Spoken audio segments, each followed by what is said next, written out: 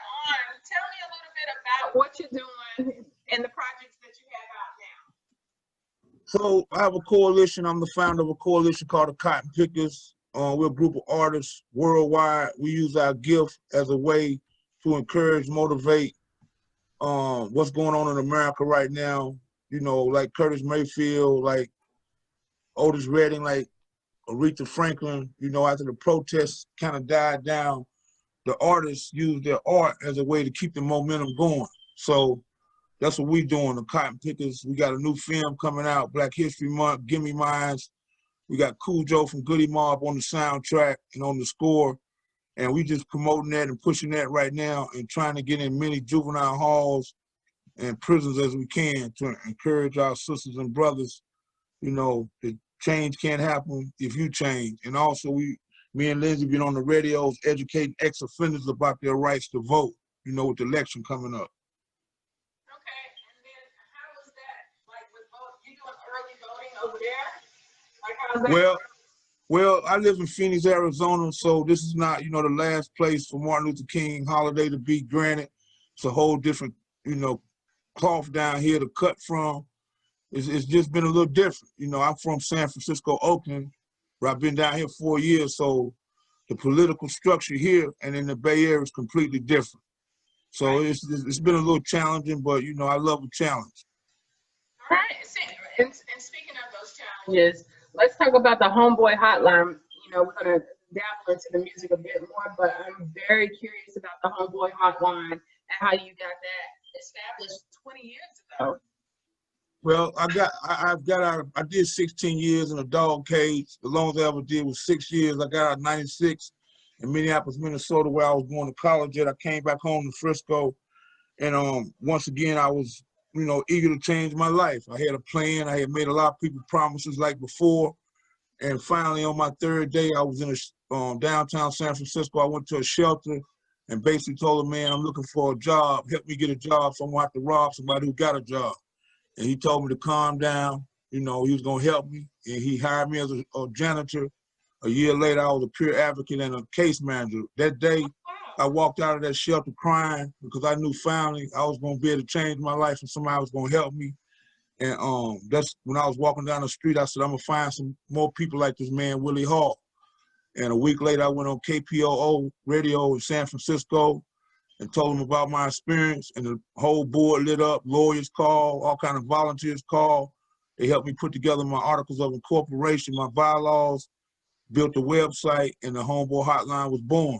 And basically, I just find private contractors like Miss Betty's Kitchen or Pete's Painting. They have the passion, you know, to help people as they exit any form of incarceration, offer them a job, and then I go and find resources from job readiness to, you know, help them get your record expunged, to support groups, to, you know, if your child support has compiled, just things like that, you know. And I got a 501c3, but I never wanted no money because I didn't want them to pull the carpet out from under me and stop my program. So I just continued with a website. We started in San Francisco. Now we're in 7 states. And thanks to Lindsey, she's the president. She's been so helpful because I got a lot of hats I wear, and she really handled the day-to-day operation. That's amazing. I just think it's, number one, fantastic what you're doing, because you got so many people or people that need a new start. Right. And then speaking of that new start, I read where you have a 48-hour turnaround time to where you make contact with an inmate or just people just getting out and trying to start over again. So why is that so important to have that turnaround time? Well, you know, we're 72 hours of hope. We'll sign on the road to redemption. Usually, after you write all them letters to your mama, your children, your girlfriend, make all them promises, you get that gate money. In California, you get $200 when you get out. So you get out gun-ho, you know, ready to get all the promises. You start going to all these places, most of them poverty pimp places, want you to sign in so they can continue to get their grant money. But you going back home to the people you made a promise to, using toilet paper, drinking extra milk, but you ain't got no job. So your momentum started to slack up. So it's usually the third day where you go back to your addiction because of shame, or either you go back to what led you to incarceration because you say, hey, man, ain't nobody trying to help me. So that's why it's very important the first 48 hours we contact them and we get them something. Oatmeal is better than no meal is our motto. I can get you a job at McDonald's probably at a day labor until I can get you a job at a city job or something. I just want to keep the momentum going, you know, that hope in them when they first get out, because you can easily get frustrated in society. Like in California, it's very liberal. Down south, I grew up in San Francisco and Greensboro, North Carolina. Down south, you got a felony, you pretty much ostracized from employment, pretty much. Yeah. So you looked upon it. I mean, everybody did something wrong. Everybody just ain't got caught. You know, ain't nobody perfect but a hypocrite. You understand me? And so that's what I just try to get their momentum going. And basically, we really try to do like a 9-month pre-release situation if we can. We get calls at least 3-4 times a week, mostly from wives, girlfriends, and mamas. You know, very rarely do the person calls when they get out. Sometimes, but mostly it's the mom, grandmama, or the wife calling us, letting us know they about to come home. You know, so we try to set up a pre-release situation before they even come home. That way, when they hit the ground running, we got something for them. Okay, I like that. That's awesome. And what is, when you think about the program, what is the success rate for the program? I said we pretty much like 80% successful. 80% successful. You know, actually a guy just called us 3 days ago. Lindsey been interacting with him. He's our #1 priority right now. He had did 31 years. He went in, he was 21 years old, and just 2 weeks ago, some lady, a caseworker, came to him and told him laws had been overturned and he was going home tomorrow. And this dude was like dumbfounded. He called me. I had him call Lindsey. You know, technology done changed. His community done changed. And actually, he came out with the attitude that, man, they owe me. I did something, but I ain't do everything. My co-defendant told on me. But I had to tell him, man, you know you did something, bro. Even though your partner told on you, you still was part of that crime. You just got told on by your partner. So the choices you made 31 years ago led to the consequences that you've been living for 30. You got to first change your attitude. I was just raw with him. You can't come out here with that attitude like the community owe you. Don't nobody owe you nothing, bro. You was working for $1.25 an hour, so McDonald's is a come up. You was sleeping with another man in a cell, so the homeless shelter is a come up. Right. I just come out, and then in the end of the conversation, he said, Fleetwood, man, I appreciate you being real. I said, because, yeah, I'm telling you, if you don't, you finna go back to jail, homie. Right. Because the community, you was a predator in your community 31 years ago.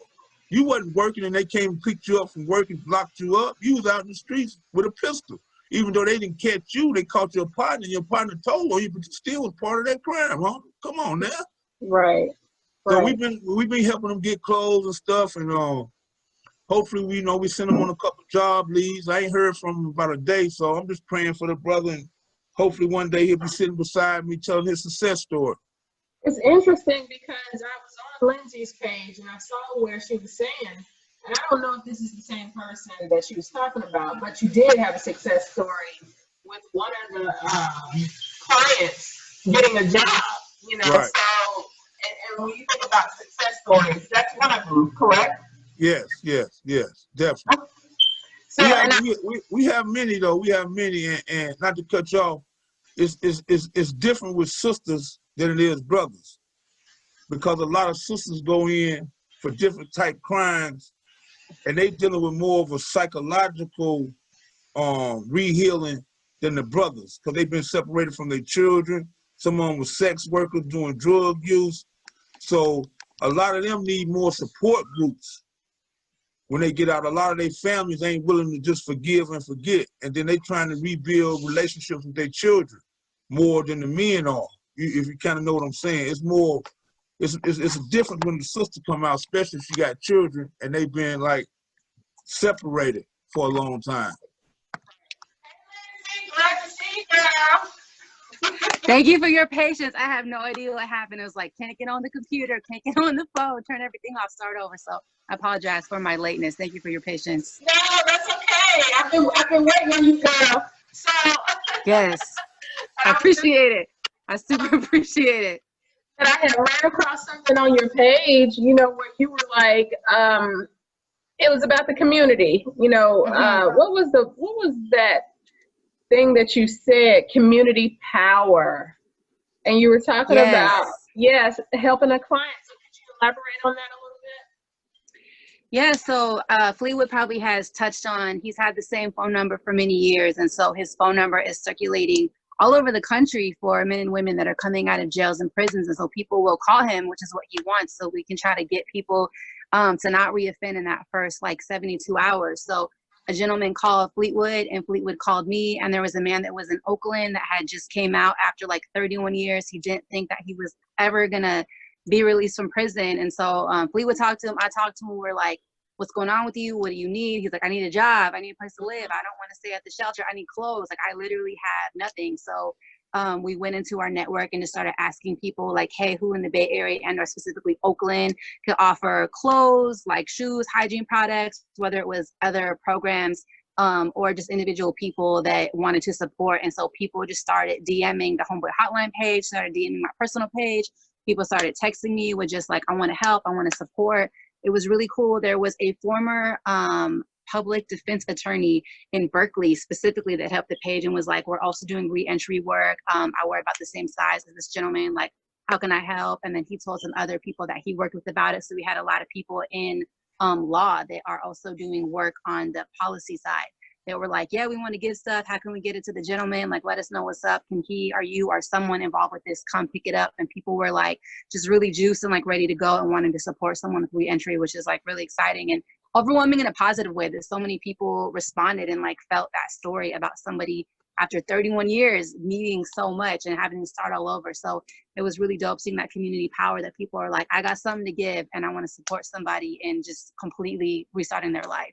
Right. That is like, I love y'all. I love what y'all are doing. I mean, you know. I appreciate it. Thank you for your support. Yes, absolutely. You know, you have these kids, you have so many people that need that extra push, that extra support, and they don't have it. So this is probably one of a kind, one of those organizations that I'm just now hearing about that, like, I'm in Charlotte, and I'm like, why don't we have that? Why can't we have shelters? Why can't we have something that's going to mobilize and get these men stabilized and these women stabilized when they come home so they can jumpstart something new? So with your, do you, like, how do you help with housing? How does that work with your program?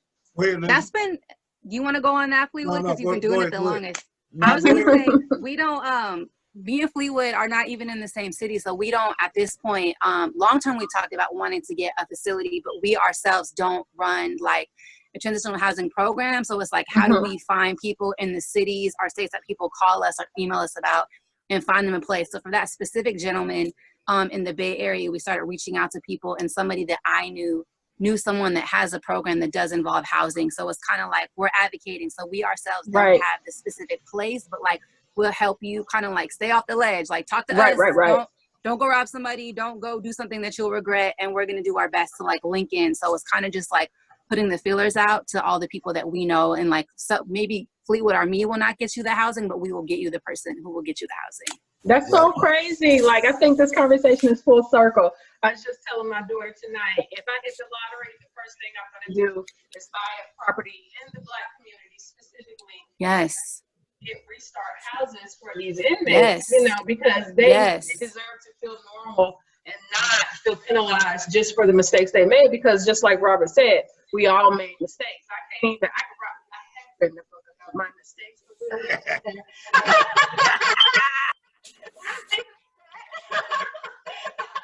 But anyways, people listening. Wednesday, Truth Telling Wednesday.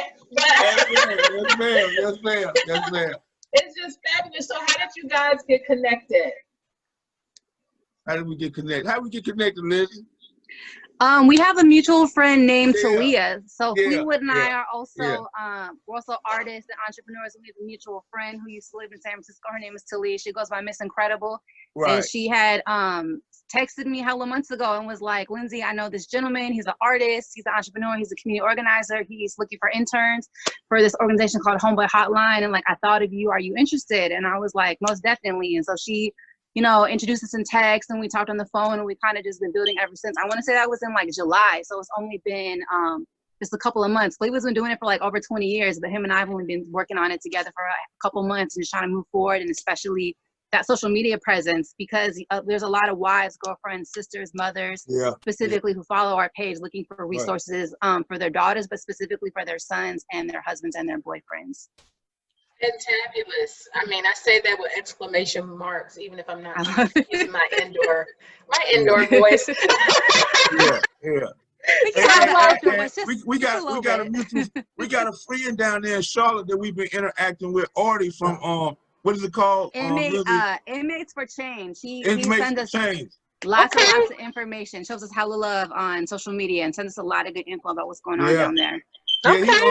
He just actually has a studio for ex-offenders and for the youth that they're organizing right there in Charlotte, and he's in the process of getting in touch with the right people to get the funding right there in Charlotte. Oh, it's new. Yeah, so I'm trying to get it. Well, that's amazing. He's a former federal probation officer. So it's different dealing with somebody on the other side that has been on the other side of the fence. I never dealt with nobody like that. That's willing to help.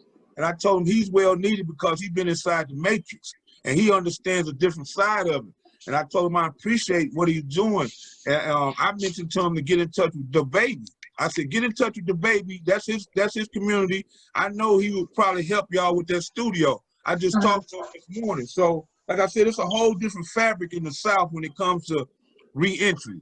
I'm actually moved to Atlanta, Georgia, probably in March. So I've been planting seeds down there in Georgia.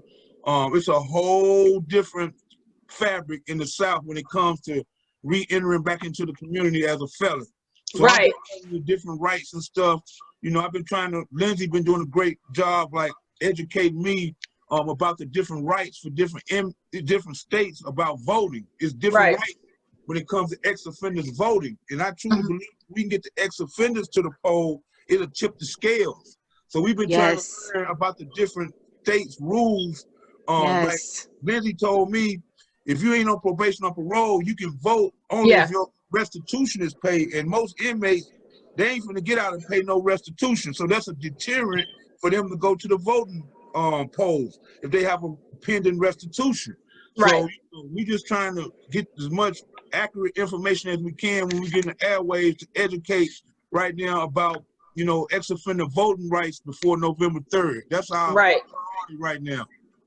You know, the other thing that I like about this program, you know, you have things like the halfway house and stuff like that, but that's so structured. That's not personal. So I like that you guys make that experience personal and you are taking the time out to find out everything so you don't get shut down when you're trying to help these men and women. So with that being said, like, and you're still learning, what is the curve like trying to keep it going? Well, I think the biggest thing is just to try to be a psychiatrist with different people. To be able to deal with their frustration and pain and understand, you know, like where their mindset is. When I talked to this young man, well, not a young man because he's 52 years old, I had to ask myself, damn, like when I got out, I had went in 91 with pages.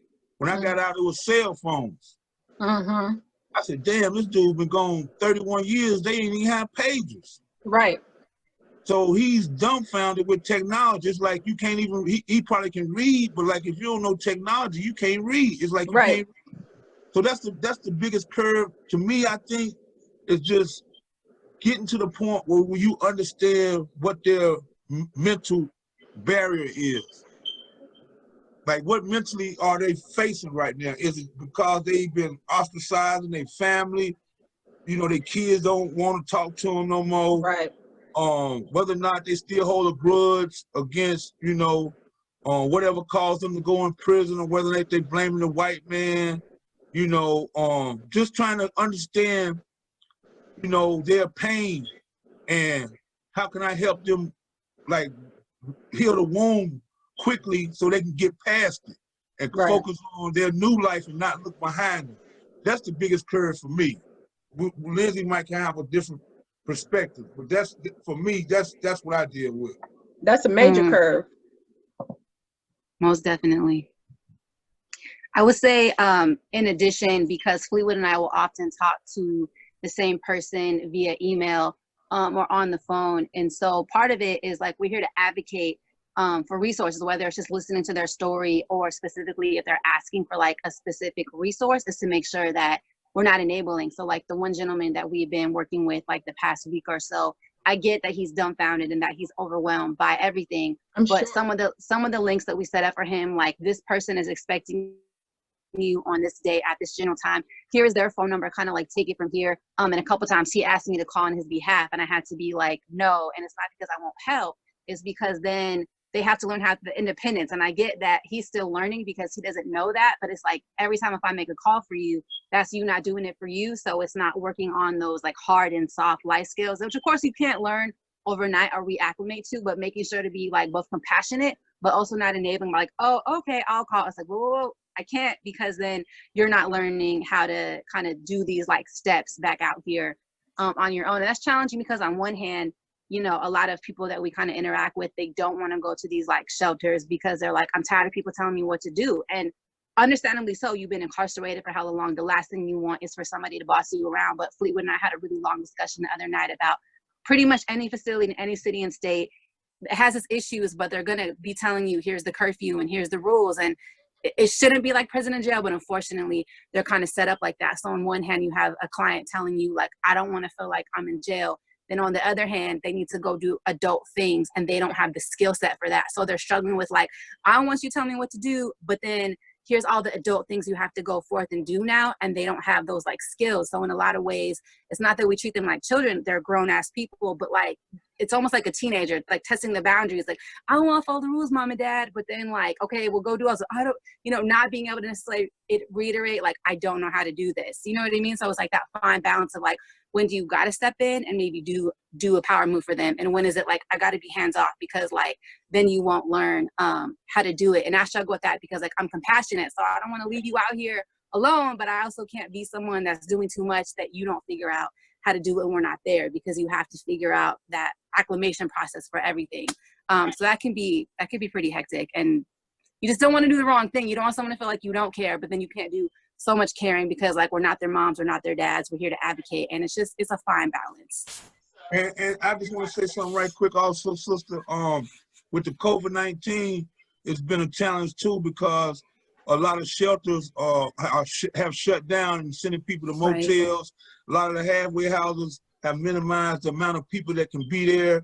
So with the COVID-19, it throws a whole nother hoo-wop in the process of helping people, you know, with reentry too. Because, you know, like I said, the social distancing and a lot of places that had mass people in them, such as halfway houses and shelters, it's not in existence no more.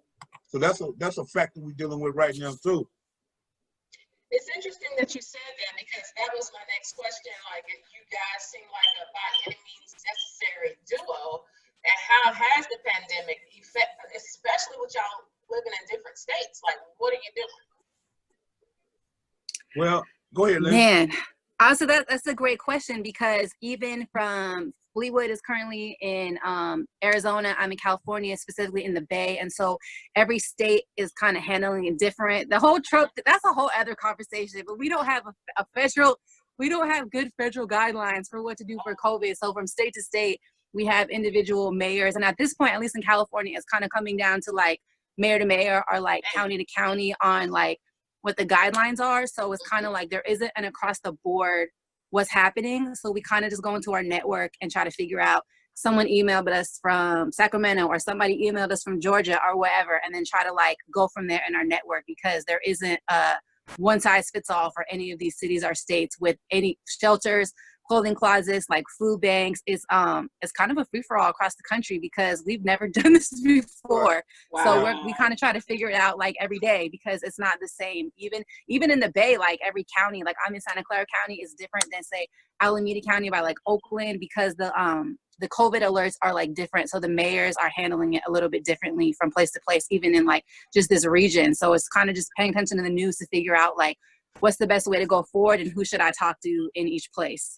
Right, because they were just releasing people just so they didn't get COVID. So I know that had to be challenging. You had a lot of people getting out at the same time. So how did you balance that?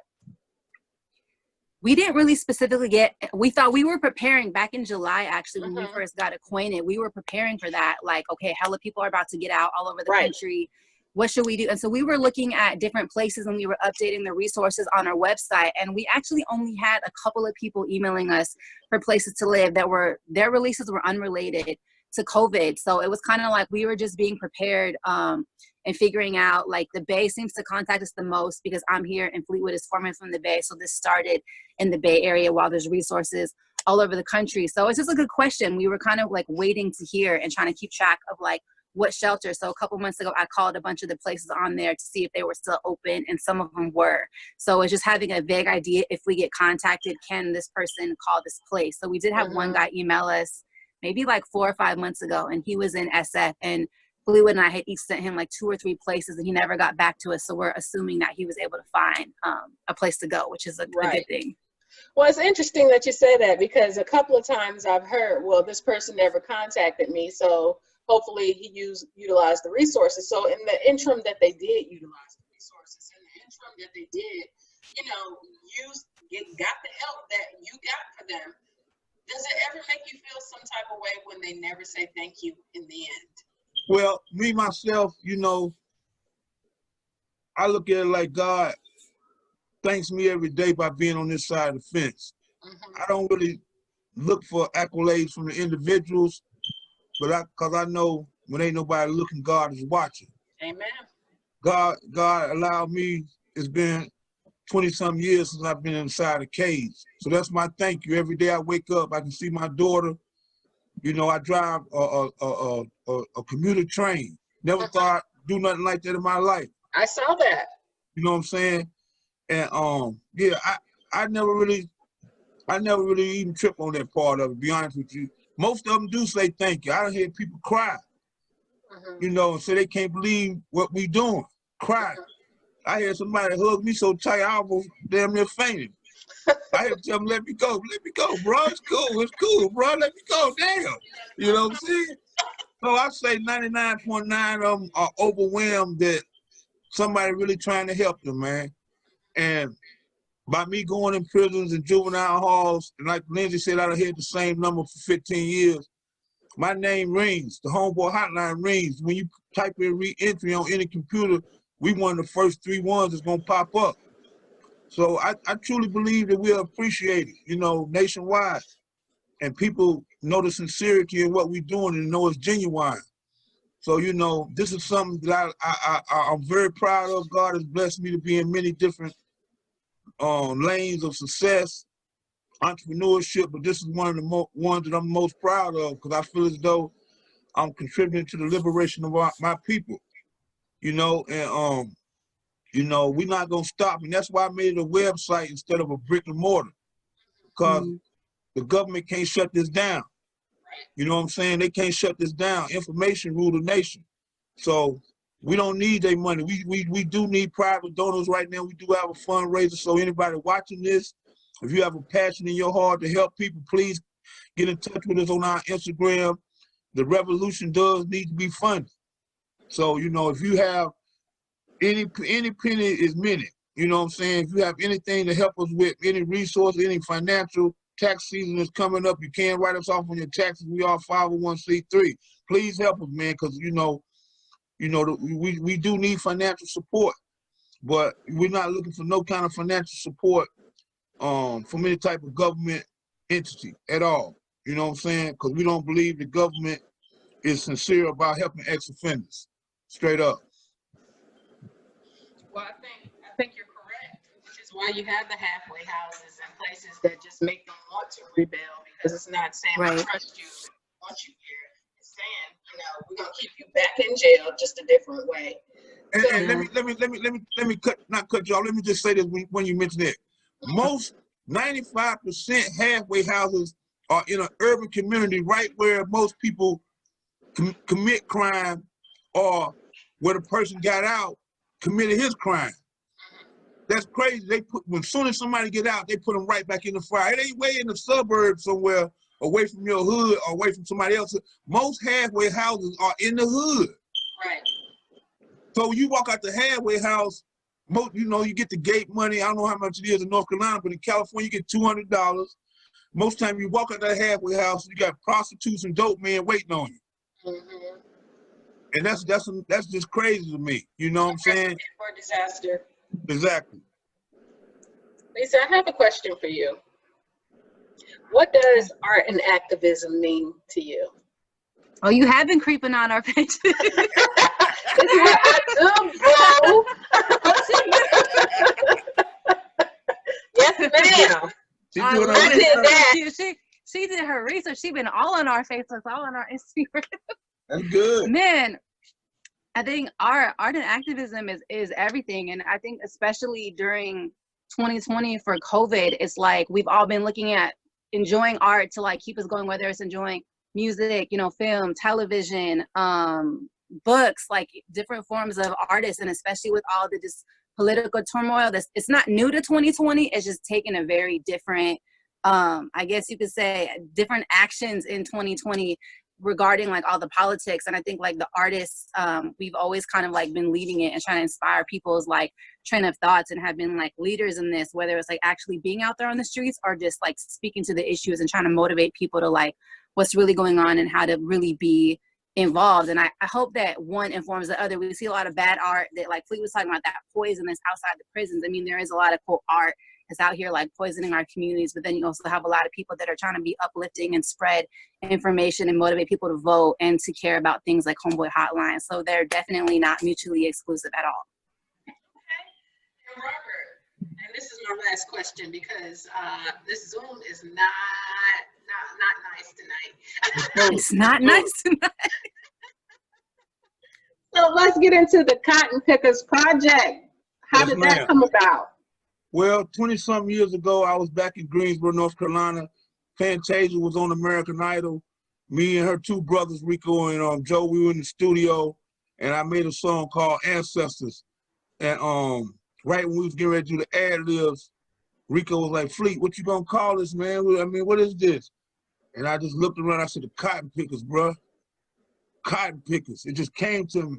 So from that point on, you know, I done had many like MC names. I remember my first one was MC Floyd in Albuquerque, New Mexico. Then I went to Pretty Boy Floyd, because Floyd my middle name. But from that point on, I have been representing Oscar Selassie, Denmark, Vesey, Frederick Douglass, Rosa Parks, Uncle Nat Turner, Harriet Tubman, and the list goes on, Booker T. Washington. That's who I represent. I don't got nothing to do with what nobody else come up with, whatever their platform is, but I represent our ancestors to give me the opportunity to be on this Zoom. So the Cotton Pickers, we represent hardworking people who never gave up or never gave in. You know, I think every child should know about sharecropping and understand what Cotton Pickers is and understand the perseverance that they have within themselves come from our ancestors. When they want to quit and they don't quit, the reason why we keep getting up as Black Americans is because of our spirit of our ancestors. We kings and we queens, and we can't be stopped. So that's what I represent is the Cotton Pickers. I did my first film about a man picked cotton for 18 years, Bishop Henry Williams. It's called A Cotton Picker. It's on Amazon Prime right now. You can see the trail on YouTube. He picked cotton for 18 years. He never got paid. He got frustrated. He migrated from Mississippi to Oakland. So at that point, I said, I'm going to continue the film series, The Cotton Pickers. And we got the new one coming out, Black History Month 2021. It's called Give Me Mines, My Mule, My 40 Acres, The Broken Promise. And it's powerful. We have Mayor London Breed, like my sister, the mayor of San Francisco. She stars in it. At the time, she was a supervisor of San Francisco, one of the supervisors. Since then, she's become the mayor. And she stars in the film. On the score soundtrack, I got Khujo from Goodie Mob. Just very proud of the soundtrack. I'm on my way to the studio to finish up a song right now. And after that, the next one we're gonna do is called Black Wellness. It's about the poisonous foods that we were forced to eat, such as the pig and stuff like that, that has passed down bad health practice for us as African Americans. And then also we touch on the mental health. Like they always showing Black people hanging from trees and all this stuff. It's like it's a psychological thing, in my opinion. And this is about the mental torture, growing up in poverty-ridden communities, roaches and rats, and no unemployment, bad housing and education. So I think all Black people need some form of mental health. you know, go sit down with somebody, some therapy. So that's the next one that should be out, probably like the fall, Black Wellness. I'm just gonna keep on hitting them, man, with different aspects of the Black culture that's tied in with our ancestors and the most horrendous crime ever been committed, which was slavery. And it's, to me, it's a healing process. It's not nothing to condone slavery or, you know, point the finger, but I'm making this so we can heal from these wounds, and also so we can, in our households, educate our children. We can't expect for America to teach our children. We got to homeschool them. Every time they come home, we got to school them. We ain't got to keep them at home if you can't afford it, but every time they walk through that door, we got to give them some of that ism. We got to give them our mistakes, if nothing else, and our pain. You know what I'm saying? And we got to understand we dealing with crack grandbabies. The youth do not trust us because, like a little homie told me when I went to juvenile, he said, bro, you probably sold my grandmama some crack. And from that point on, when I go in any kind of juvenile hall, the first thing I do is say, hey, man, my name is Fleetwood, and I apologize for the cocaine and stuff I sold in y'all community, man. I learned that. I learned. Now I see how they thinking. That's why they don't care about nothing, because foster care rate went up 85% in the urban community during the late 80s when crack came. Right. And during the Vietnam War, they sent Black men over there. They passed that Civil Rights Act in 1964 so Black women could have housing. But one of the biggest stipulations was the man can't be in the house if you get Section 8. So that was the beginning of pushing the Black men out the house. Then they sent them to the Vietnam War over there with that damn pure heroin, and most of them came back heroin addicts in the early 70s. So then the Black man was out of the household completely. When crack came, it took the Black woman out the household. They had left the little children in there, nothing in the refrigerator but baking soda, little sister running around with a dirty pamp on, and they went to foster care. Now them children right there had children. That was in the mid-90s. Then in the mid-90s, they done had children. And them the children we're dealing with now. So they don't trust us. We have to give our children a reason to trust us. You know what I'm saying? And so that's what the whole Cotton Pickas movement is about, is in educating our youth and thanking our ancestors, and also, you know, being honest to the youth about the hurt that we have caused in our community. Us as OGs calling ourselves gangsters. I ain't no gangster, I'm a soldier. I go to war against racism and injustice. So that's what the whole Cotton Pickas movement is about, is help healing this wound within our households and using our art as a way to fight against racism and injustice. And we here, man. Our teachers from NWA, Goodie Mob, Ghetto Boys, Public Enemy, Spice One, Pop, and people like that. And Goodie Mob, we ain't gonna stop. And we coming with a raw soul, Curtis Mayfield, Aretha Franklin music, with unadulterated lyrics. We're not saying F the police, kill them or nothing, but we're making the police accountable for getting paid for the job you chose to work at. You chose to secure us and protect us. Well, damn it, do it. You know what I'm saying? So that's what it is. You know, we know police is a hard job. You walk a thin line, but we didn't tell you to go down there and fill out that application.